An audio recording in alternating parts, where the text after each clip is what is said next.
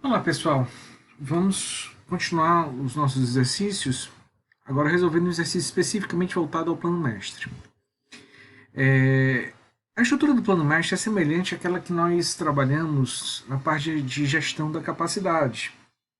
Ou seja, nós temos um horizonte de tempo, no caso as semanas, a demanda prevista para cada uma dessas semanas, e aí nós temos o estoque disponível, que seria o estoque inicial.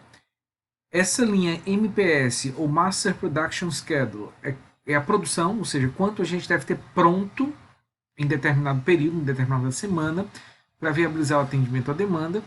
E poderíamos ainda acrescentar uma outra linha, né, que pode nos ajudar muito nesses cálculos, que seria o estoque final. Tá? Vamos fazer aqui essa linha do estoque final, levando em conta que o estoque final de uma semana vai ser o estoque inicial da próxima semana.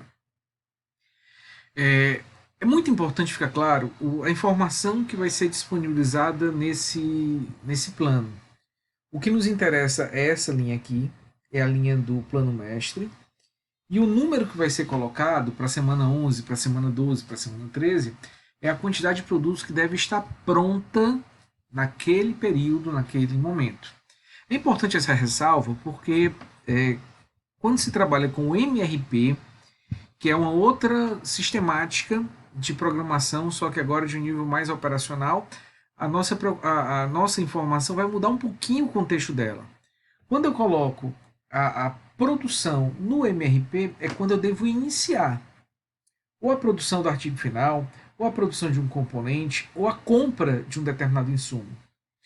Quando eu coloco a produção aqui no Master Production Schedule, no plano mestre, ela se refere a quando deve estar pronto para envio e que, lógico, deve estar compatível com a demanda. Então, é importante fazer essa ressalva para que quando a gente for utilizar os dois tipos de ferramentas não haja confusão.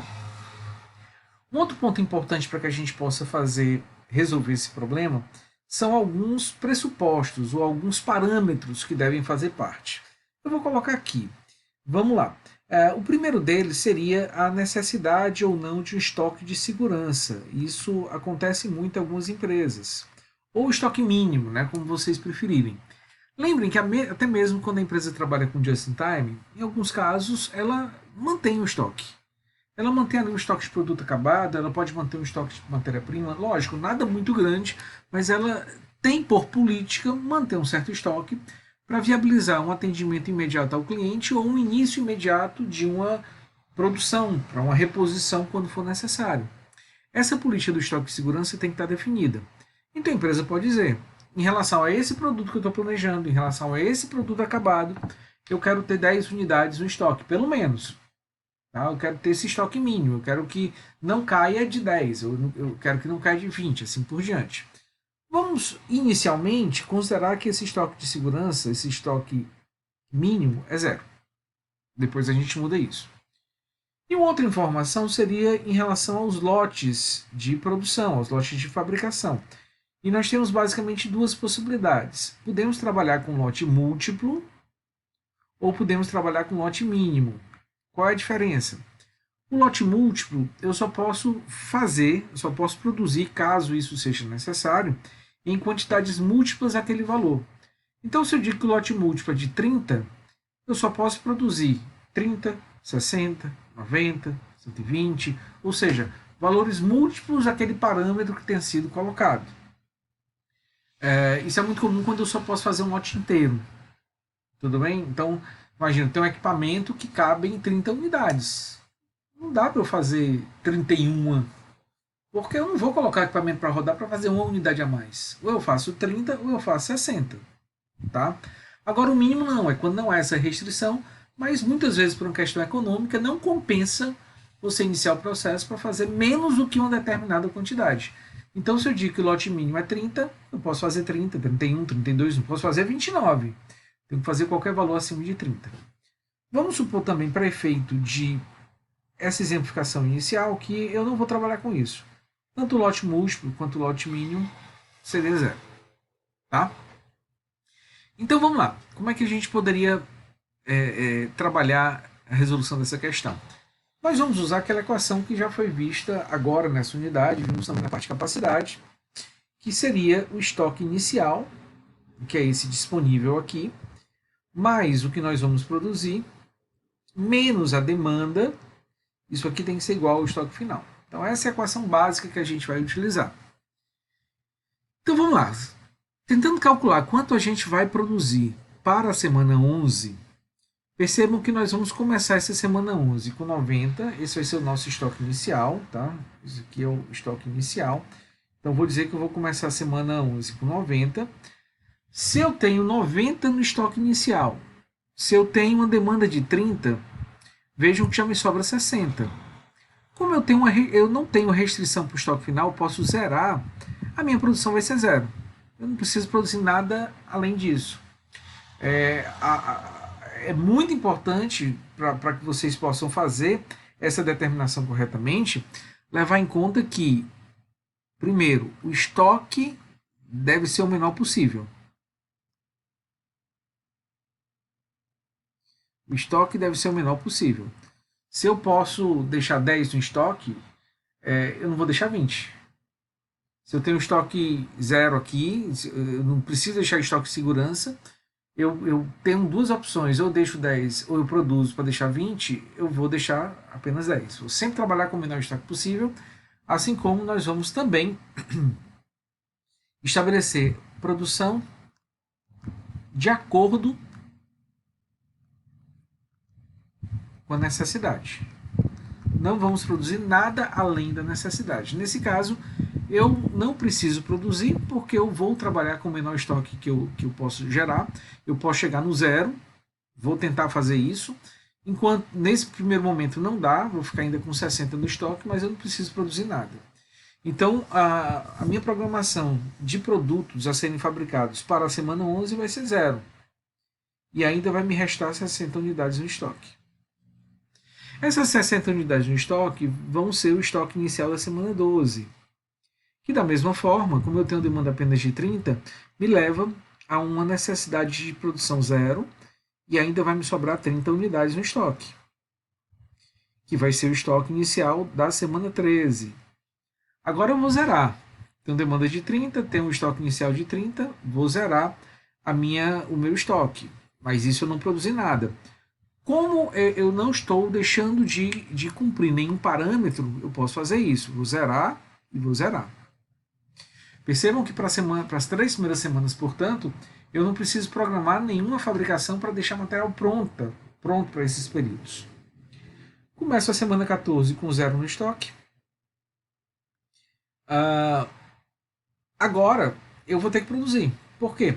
O meu desejo é deixar zero no estoque aqui também. Mas como eu tenho demanda de 30, se o meu estoque inicial é zero, se o meu estoque final é zero e se a demanda é 30, logicamente que a minha produção vai ser 30 também. E a partir de agora fica muito simples, porque a minha produção sempre vai ser igual à demanda.